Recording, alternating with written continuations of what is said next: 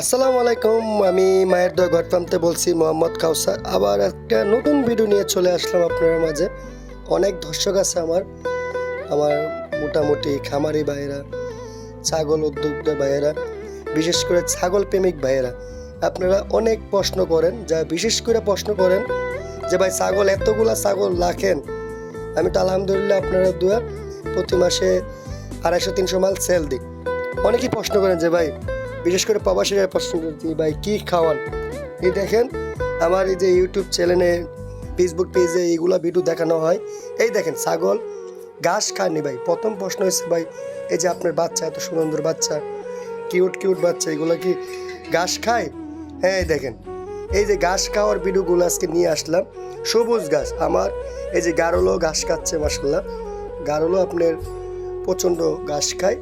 হ্যাঁ, গারল ঘাস পাইলে আর কিছু লাগে না, মোটামুটি আপনারা অনেকেই জানেন। ঠিক আছে ভাইয়া, আর বিশেষ করে আপনার ভিডিওটা তো ভালো লাগে, এরকম নতুন নতুন ভিডিও দেখতে গেলে আপনারা আমার চ্যানেলটা সাবস্ক্রাইব করে দিবেন আর শেয়ার কমেন্ট বাড়াই দিবেন। ঠিক আছে, গারল বাংলাদেশে একটা লাভবান কেন বলি দেখেন, গারল সব খায়, ঘাস, বসি, পাতা। এই দেখেন এত সুন্দর সুন্দর কিউটগুলো বাচ্চা যে ঘাস, কী ঘাস খায় অনেকে প্রশ্ন করে।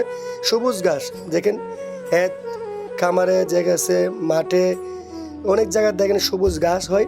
এই যে দুর্বা ঘাস, এইগুলা ছাগল অনেক পছন্দ করে। পরিবেশ ঠিক থাকলে ছাগল খাইবে না কেন? দেখেন আমরা 3-4 ঘন্টা খাওয়ালে ছাগল চলে। দুপুর 3টার থেকে বিকাল দুপুর 3টার থেকে তো আপনার সন্ধ্যা 6টা পর্যন্ত খা, আলহামদুলিল্লাহ ছাগল মোটামুটি পেট ভরে যায়, তার অন্য কোনো খাবার দিতে হয় না। আপনারা বুঝতেই পারতেছেন যে ছাগল খাওয়ার ভিডিও নিয়ে চলে আসলাম।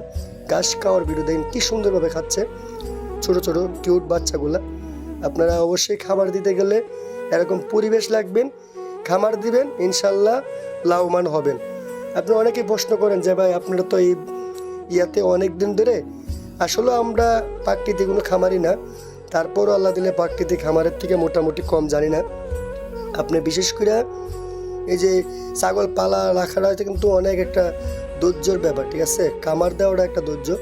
ঠিক আছে, এই দেখেন এইগুলা পরিবেশ লাগবে, এইগুলা যে জায়গাগুলা কিন্তু আমাদের নিজস্ব না, কোনোটা সরকারি জায়গা, কোনোটা এলাকার প্রতিবেশী জায়গা।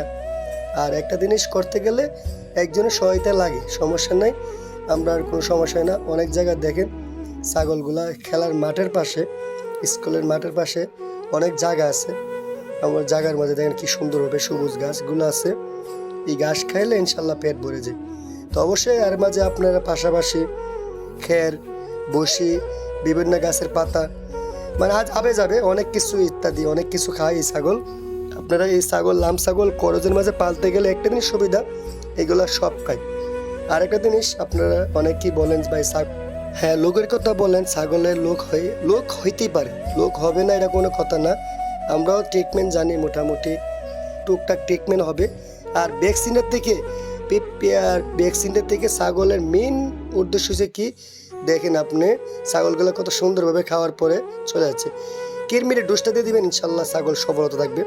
এই যে খামার দিতে গেলে দেখেন কতগুলা ছাগল, এনে মোটামুটি এই 80-85 পিসের মতো ছাগল আছে।